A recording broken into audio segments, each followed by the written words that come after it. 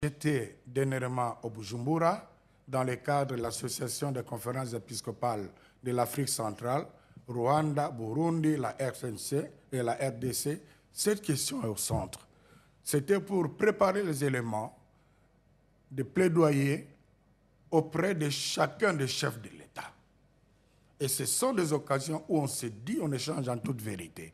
Et ce ne sont pas des choses à étaler dans le public.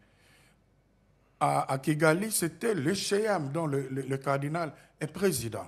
Donc, le Chéam ne s'est pas réuni au Rwanda pour parler du Rwanda et de beaucoup d'autres questions. Et naturellement, dans toutes les rencontres de conférences épiscopales, au niveau national et sous-régional ou continental, la situation socio-politique pastorale est toujours au cœur. Donc, je n'étais pas là, le rapport n'a pas été publié, mais tout ne peut concourir qu'au bien du peuple africain, du peuple du Grand Lac, du peuple congolais et du peuple rwandais. On attendrait d'abord que le clergé congolais plaide plus pour le clergé, pour le Congo que pour l'Afrique. J'en reviens aux écoles privées. Tout en saluant la bonne volonté du président par rapport à la gratuité de l'enseignement, tout en reconnaissant le soulagement que certains parents, beaucoup de parents, ont suite à l'application de cette disposition constitutionnelle. Mais il faut dire qu'au niveau de l'application, c'est là où on n'avait pas compris la SENCO au début. Il faudrait une bonne préparation. Maintenant, vous avez des salles de classe de 350 personnes. Comment un enseignant peut-il se débrouiller là-dedans? Donc, parmi les faiblesses, il y a des forces, je vous ai dit. Parmi les faiblesses, il y a la baisse de la qualité de l'enseignement. Et les écoles privées essaient de sauver ça.